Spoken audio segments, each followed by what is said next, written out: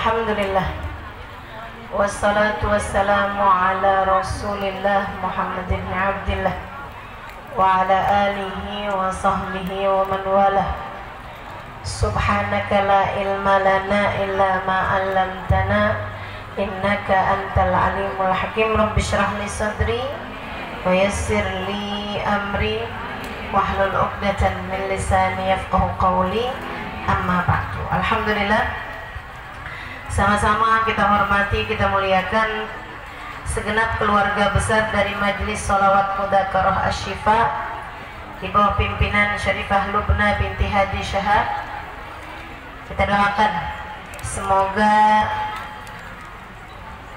keluarga besar dari Habib Hadi bin Salim bin Syahab selalu dalam limpahan rahmat ridha Allah SWT. Panjangkan umurnya, sehatkan badannya, mudahkan urusannya, kabulkan hajatnya, semakin dicinta Allah SWT dan Rasulnya. Sama-sama kita hormati, kita muliakan Habib Bagir Syahab, keluarga besar Dr. Idrus Al-Masyhur, pimpinan Majelis Asy-Syifa cabang Singapura Haji Yusuf Mansur, Haji Ahmad, Ketua DKM Amalia Haji Nana, Bapak Kapolsek Ciawi, AKPD Lesmana, segenap pejabat daerah setempat, para hubabah, para syarifah, para ustazah, para pimpinan-pimpinan pondok pesantren, pimpinan-pimpinan majelis ta'lim, yang semoga semuanya senantiasa berada dalam keberkahan. Kita doakan semuanya biar pada panjang umur, selalu dalam lindungan dan bimbingan Allah SWT. Juga tentu saja semua yang hadir di majelis ini, baik ibu-ibu, kakak-kakak, adik-adik, anak-anak, yang semoga semuanya disayang Allah, diberkahi Allah, disayang Rasulullah, disyafaati Rasulullah, hidup terjaga, hidup bahagia. Kok nggak pada amin? Mati husnul khatimah. Di akhirat masuk surga. Di mahsyar digiring di belakang baginda Nabi Muhammad SAW, insyaallah. Amin ya rabbal alamin. Saudaraku sekalian yang saya muliakan, hanya Nabi yang kita harapkan. Temanya hari ini seperti itu. Betul ya? Hanya Nabi yang kami harapkan. Maksudnya bukan berarti kita nggak berharap kepada Allah SWT, tapi jalan kita menuju Allah adalah lewat jalannya Nabi besar Muhammad Sallallahu Alaihi Wasallam. Nabi ini harapan kita, karena Nabi adalah satu-satunya jalan yang dibenarkan menuju Allah Subhanahu wa Ta'ala. Tentu pemilik segalanya, pengendali segalanya, sebagaimana pencipta segalanya adalah Allah Subhanahu wa Ta'ala. A'udzu billahi minasyaitonir rajim. Wallahu khalaqakum wa ma ta'malun. Kata Allah, Allah lah yang menciptakan kalian semua, dan Allah pula lah yang menciptakan apa yang kalian kerjakan. Semuanya dari Allah. Nih anggur, siapa yang bikin? Saya? Siapa yang bikin? Yang nyiptain mikrofon ini nih siapa? Allah. Yang menentukanmu hadir di tempat ini pada hari ini, yang menentukanmu hari ini duduknya di tempat kamu berada saat ini, Allah. Allah semuanya. Allah yang punya kehendak. Apa yang akan saya sampaikan tidak akan dapat saya sampaikan kecuali dengan izin Allah. Dan apa yang akan kamu dengar tidak akan dapat kamu dengar kecuali dengan izin Allah. Semuanya dari Allah Subhanahu wa Ta'ala. Masalahnya kita kan kepengennya yang bagus-bagus. Kita kan kepengennya yang enak-enak, betul? Di saat kita kepengen yang enak-enak, yang bisa ngasih yang enak-enak itu adalah Allah. Nah, Allahnya kalau melihat kita, kamu mau dikasih yang enak gimana? Nah, kamu tidak melaksanakan apa yang aku inginkan. Allah nih, kita kepengen rezeki, Allah lihatlah, mau dikasih rezeki kayak gimana? Modelannya disuruh sholat gak mau, disuruh jaga lisan gak bisa, disuruh ibadah malas, tapi minta semua yang enak-enak. Mintanya kepengen semua orang sayang sama dia, suaminya biar sayang, anaknya biar sayang, orang tua biar sayang, saudara-saudara biar sayang. Allah lihatnya lagi mana mau disayang sama keluarganya, dia sendiri mah anaknya tukang ngomel, sama suaminya nggak hormat, sama saudara-saudaranya rebutan warisan. Ada yang begitu? Mana orangnya?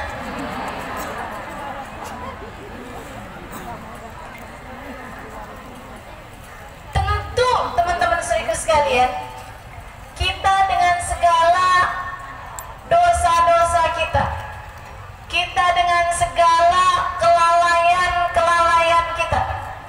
kita dengan segala kemaksiatan kita dengan segala aib-aib dan noda-noda dalam diri kita dengan segala keburukan akhlak kita, kekerdilan pikiran kita, kejahilan kita, keburukan hati kita, kotornya pikiran kita.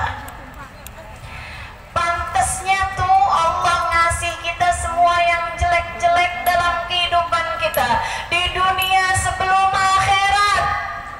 Kalau mau lihat pantas-pantasnya, mata yang terus-terusan diisi dengan sesuatu yang haram, apakah menurutmu pantas dimuliakan untuk berjumpa dengan orang-orang mulia di dunia, untuk kemudian berharap nanti di hari akhirat bisa berjumpa dengan Nabi Muhammad? Rada susah.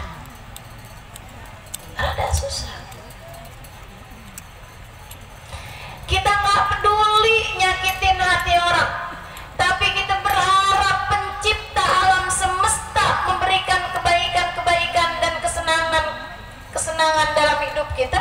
Rada kontra gitu, agak susah, nggak nyambung.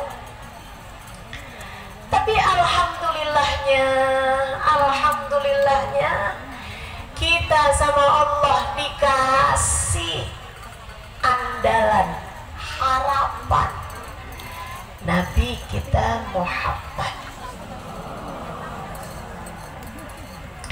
yang dengan segala kekurangan kita, nambal kita di hadapan Allah, yang dengan segala dosa-dosa kita, Nabi Muhammad menjadi Nabi yang tak henti beristighfar, memohon ampunan buat kita, yang dengan segala kotornya hati kita, Nabi Muhammad menjadi menjelma seseorang yang kemudian menyapu hati kita, membersihkannya biar pantas dituruni kebaikan, hal-hal indah dari Allah Subhanahu wa Ta'ala. Itu sebabnya kenapa kita bilang bahwa Nabi Muhammad adalah harapan kita. Semuanya dari Allah, cuman kitanya nggak pantas dapat yang bagus. bagus-bagus dari Allah karena kelakuan kita. Kayak gini loh. Nih Allah nih, ibaratnya gini. Lagi pada sakit, kita perlu madu buat ngobatin sakit tersebut. Tapi semua miskin, nggak kebeli madu. Ada yang dermawan, terus dia bilang, bawa kemari tempat kalian, saya mau isi madu. Madu bagus, obat buat penyakit kita. Kita datang, bawa tempat-tempat kita. Dilihat ada yang tempatnya bagus, diisi. Ada yang tempatnya jelek, diisi juga. Ada yang tempatnya mewah, diisi. Ada yang tempatnya sederhana, diisi juga. Ada yang tempatnya gede, diisi gede, banyak. Ada yang tempatnya kecil, diisi kecil. Ada yang bawa tempat kotor. Di dalam tempat tersebut ada, mohon maaf, setetes kencing. Misal ada kotoran burung, misal. Bu, kira-kira diisi apa enggak? Begitu dilihat, suruh keluar kita. Enggak jadi dikasih. Di saat kamu nggak jadi dikasih, kamu nggak bisa bilang, ih pelit banget sih tuh, saya nggak dikasih. Nih, perhatian, buat yang suka ngerasa saya udah doa loh, tapi kok Allah nggak ijabah. Perhatian, buat siapapun yang suka bilang, kenapa ya hidup saya menderita? Bukankah Allah itu kabarnya Maha Rahman, Maha Rahim? Tapi kok hidup saya susah terus-terusan? Kenapa ya? Saya kok sakit aja? Padahal bukankah Allah yang Maha menyembuhkan? Kok gini ya? Allah kok kejam sama saya? Misal, kalau kamu merasa begitu, nasib kamu kayak gak enak terus gitu, kayak hidup gak bagus aja gitu, kayak kamu merasa jadi orang paling menderita se-Bogor Raya.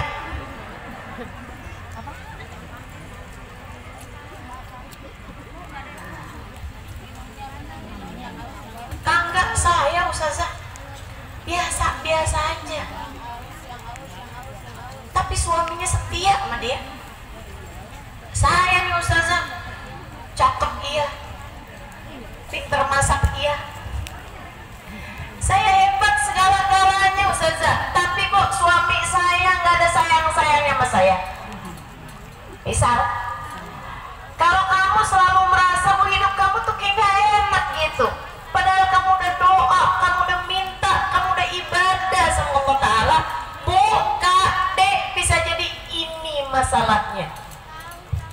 Ketika Allah mau menurunkan sesuatu kepadamu dari pemberian Allah Subhanahu wa Ta'ala, Allah lihat tempatmu kotor,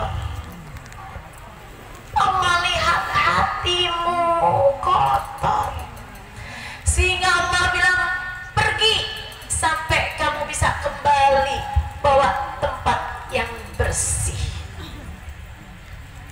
Semua yang Allah turunkan dari kebaikan, Allah turunkan di hati kita. Turunnya tuh wadahnya tuh hati, Bu. Makanya dalam hadis Nabi Muhammad bilang, ala inna fil jasadi mudghah, idza salahat salahatil jasad wa idza fasadat fasadatil jasad. Ketahuilah, dalam tubuh seseorang terdapat segumpal darah. Kalau segumpal darah itu bagus semua anggota tubuh. Kalau rusak semua anggota tubuh. Ala wahiyal qalb.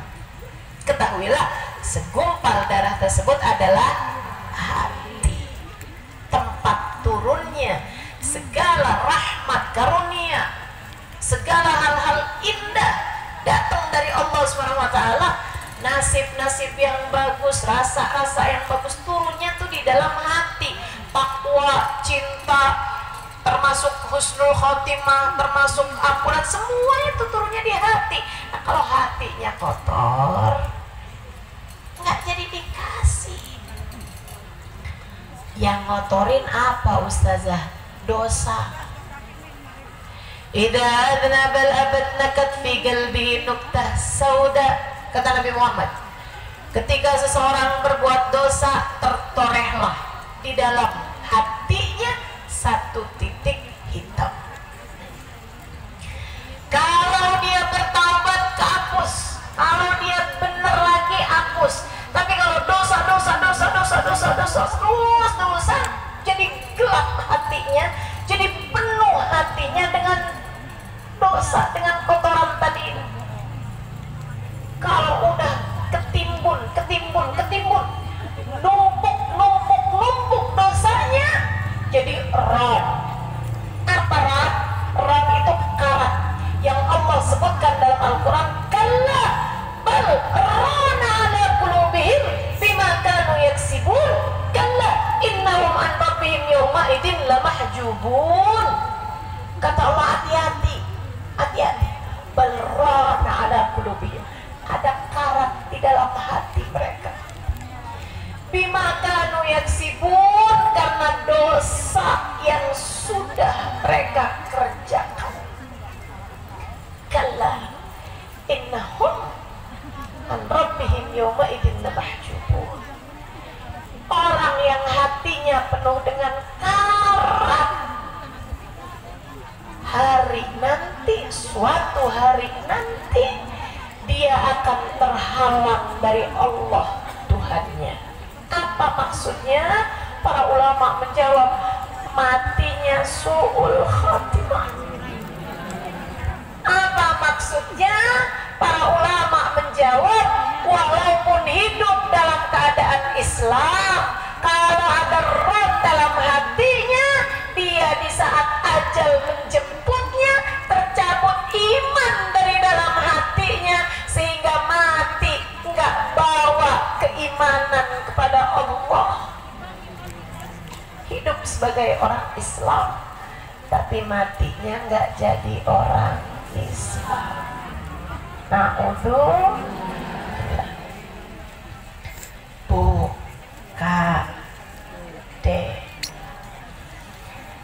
Di saat Allah lagi mau bagi-bagi hadiah darinya, dan kamu atau saya juga bawa hati, wadah yang kotor, yang bisa bersihin wadah itu Nabi Muhammad.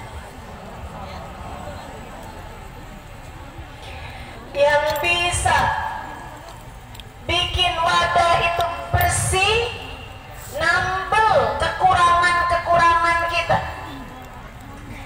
adalah baginda kita Nabi besar Muhammad.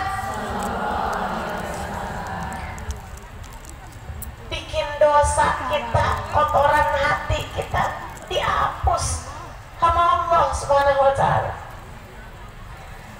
Bikin kotoran-kotoran yang ada dalam hati kita itu bisa dibersihin. Itu Nabi besar Muhammad sallallahu alaihi wasallam.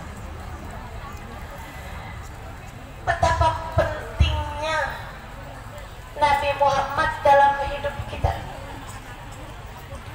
A'udzu billahi minasyaitonir rajim. Bismillahirrahmanirrahim. Kuntum khaira ummatin ukhrijat linnas. Kalian adalah sebaik-baik umat yang Allah keluarkan di atas muka bumi ini. Sebaik-baik umat kalian ini, umatnya Nabi besar Muhammad.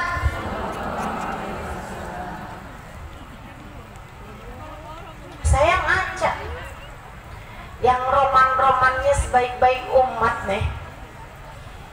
Yang kata Allah sebaik-baik umat modelannya kayak gini nih. Saya ngaca, mata belepotan dosa, telinga berlumur noda, lisan yang tak terjaga. Saya lihat diri saya, ibadah yang tak seberapa, pikiran yang seringkali kemana-mana, hati yang entah apa saja isinya.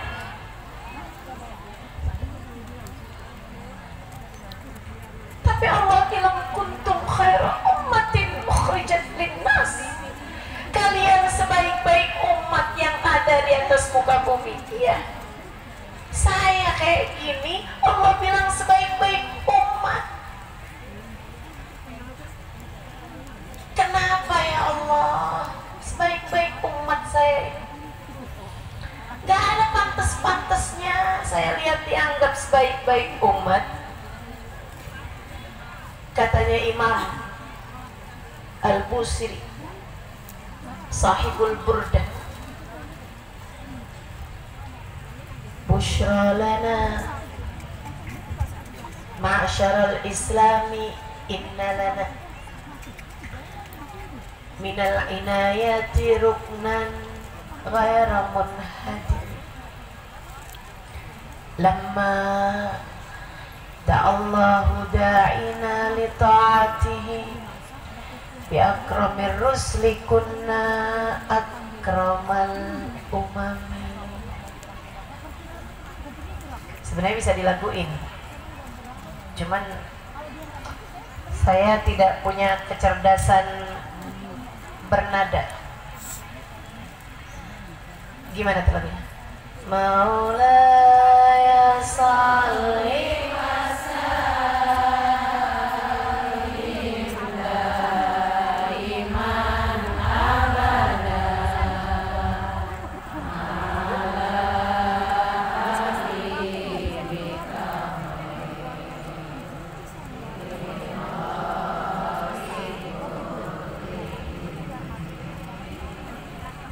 Bushra lana ma'asyaral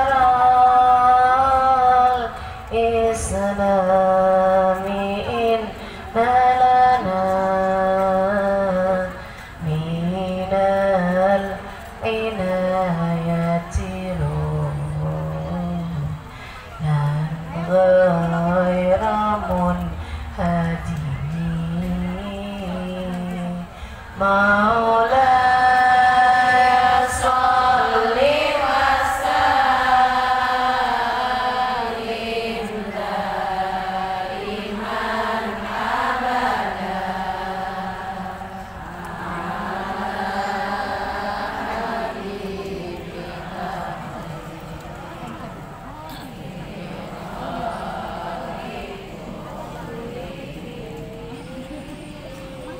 kan nggak punya kecerdasan bermusik saya. Suaranya di tengah-tengah pada habis, kerendahan ngambilnya.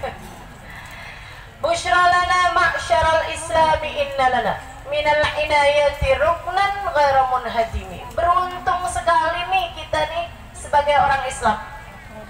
Kita punya tiang yang kita sandarin rame-rame sebagai umat, nggak akan pernah bisa roboh. Lamma da'allahu da'ina li ta'atihi bi akramir rusli kunna akramal umami. Ketika yang mengajak kita ke jalan Allah adalah sebaik-baik utusan, kita pun kena cipratan berkahnya, sehingga Allah jadikan kita sebaik-baik umat. Jadi saya, kamu, kita semua dianggap Allah sebagai sebaik-baik umat, bukan karena ibadah kita yang memang gak seberapa, bukan karena bagusnya akhlak kita, karena kita emang enggak, bukan karena kelebihan kita, karena kita memang punya kelebihan, yaitu berat badan.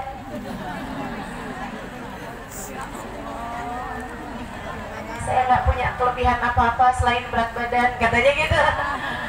Ya Allah, teman-teman seiku sekalian yang saya muliakan, jadi nih kan, kenapa nih kita dengan segala kekurangan kita, dengan segala kecerobohan kita, akhlak kita yang buruk ini, ibarat orang mau dibagiin madu, kita bawa tempat penuh dengan kotoran. Kenapa yang kayak beginian dibilang kalian adalah sebaik-baik umat? Karena kita punya Nabi bisa membersihkan wadah-wadah kita. Pakai apa bersihinnya?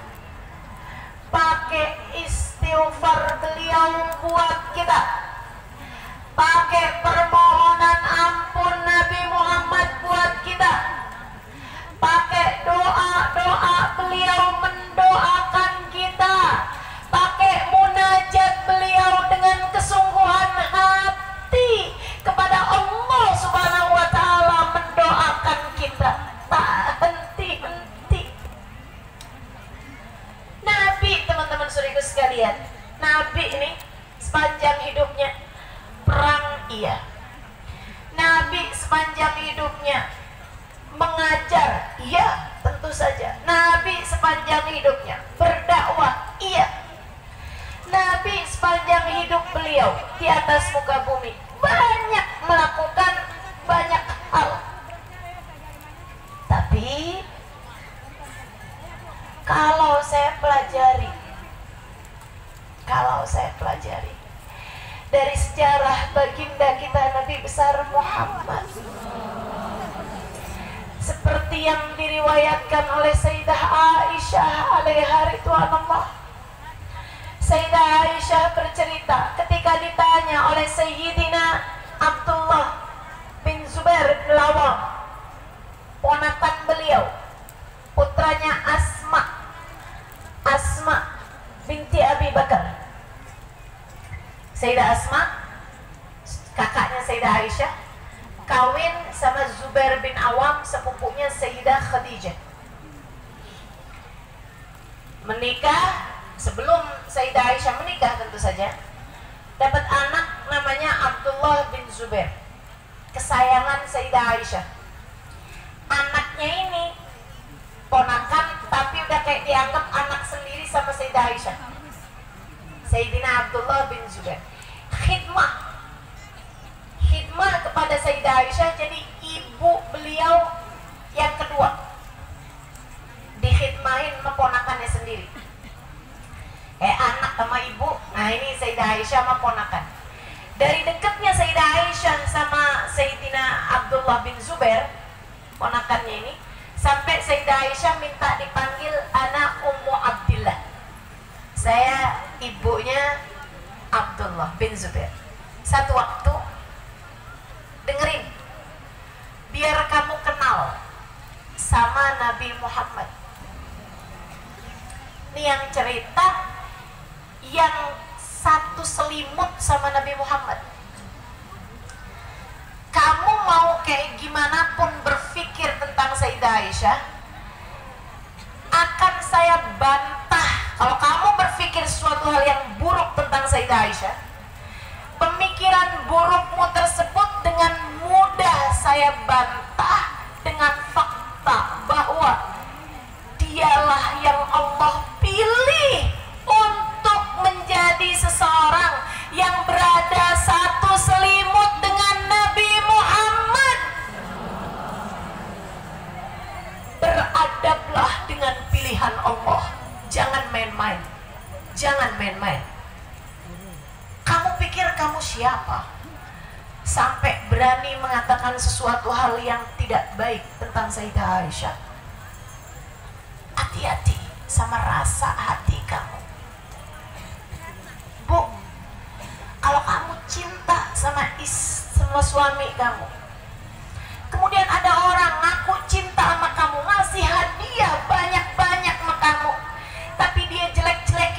kamu, apakah kamu bisa sayang sama orang tersebut?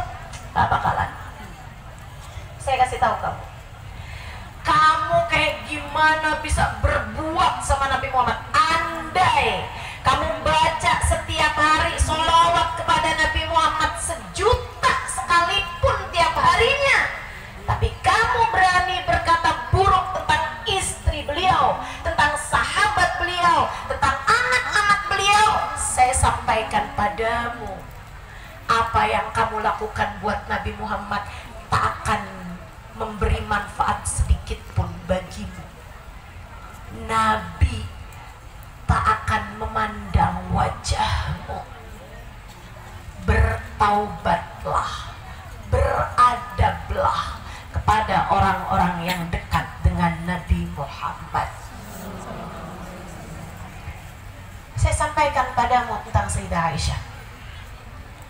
Dengerin, biar kamu ngerti siapa Nabi Muhammad sallallahu alaihi wasallam. Ceritanya Abdullah bin Zubair. Suatu hari saya lagi berduaan sama bibi saya nih yang udah kayak ibu saya, Sayyidah Aisyah, guru ibu, meskipun sebenarnya bibi. Saya lagi enak itu keadaannya, saya tanya, Mi, ma'ajab ma ra'aiti min Rasulillah sallallahu alaihi wasallam. Mi, Umi kan banyak cerita tentang Nabi, Mimi.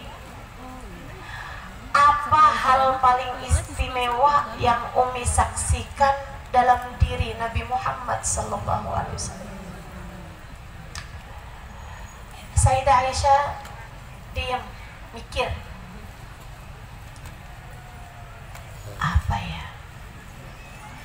Habis itu Sayyidah Aisyah mulai nangis. Air matanya bercucuran. Diingetin tentang Nabi Muhammad, kilas baliknya keluar semua. Masa lalu saat bersama dengan Nabi hadir semua dalam benaknya. Sayyidah Aisyah itu ketika wafat usianya 80-an tahun. Teman-teman dengerin saya. Usia Sayyidah Aisyah ketika meninggal dunia 80-an tahun. Beliau hidup bersama dengan Nabi Muhammad 10 tahun. Sejak Nabi Muhammad berangkat hijrah ke Madinah sampai dengan tinggal barengnya ya, sampai dengan Nabi Muhammad wafat 10 tahun kemudian. Dari 80 tahun, hanya 10 tahun sebenarnya Sayyidah Aisyah tinggal dengan Nabi Muhammad. Tapi memori Sayyidah Aisyah semuanya adalah tentang Nabi Muhammad. Jadi ketika ditanya apa hal paling istimewa yang kau dapati dalam diri Nabi Muhammad, kilas balik memorinya mengingat 10 tahunnya bersama dengan Nabi Muhammad, dan itu membuat Sayyidah Aisyah menangis dari yang asalnya keluar air mata begitu aja sampai Sayyidah Aisyah menangis sampai dadanya sesak.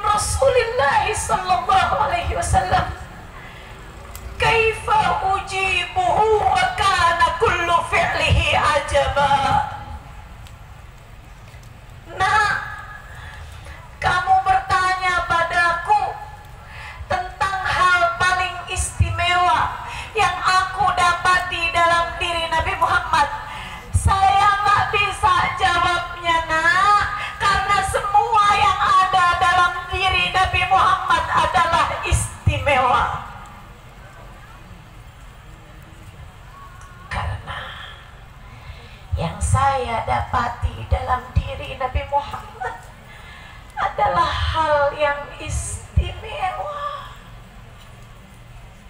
Semuanya istimewa.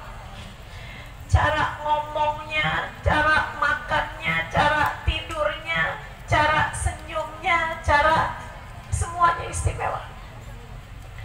Perlakuannya kepada yang kecil, yang tua, yang muda, semua istimewa. Mukanya cakep, badannya cakep, senyumnya cakep, matanya cakep, semua istimewa. Sholatnya cakep, ibadahnya cakep, sedekahnya cakep, jihadnya cakep, zikirnya cakep, Qur'annya cakep, semua istimewa. Bagaimana saya bisa menjawab pertanyaanmu, nak? Semua yang ada dalam diri Nabi Muhammad adalah istimewa. Suatu malam, kata Sayyidah Aisyah, ketika aku sudah satu selimut dengannya,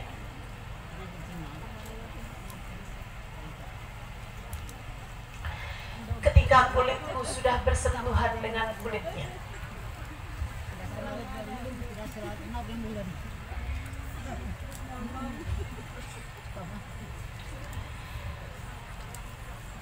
tiba-tiba Nabi Muhammad bertanya padaku. Mataku udah hampir ketidur, hampir hilang. Nabi tiba-tiba bertanya padaku, ya Aisyah, alak hajah?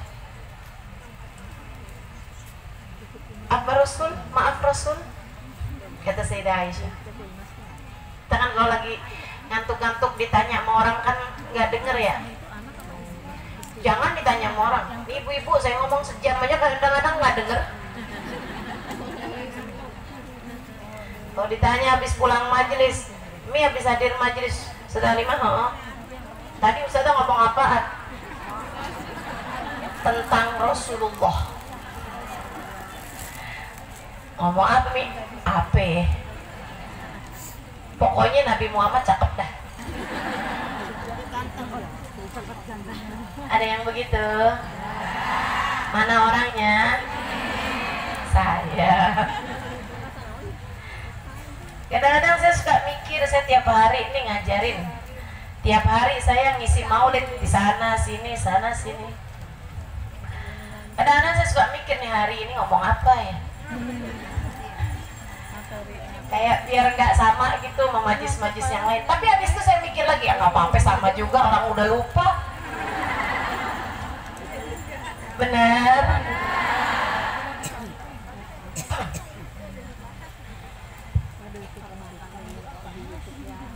Alik hajah, kata Nabi Muhammad. Aisyah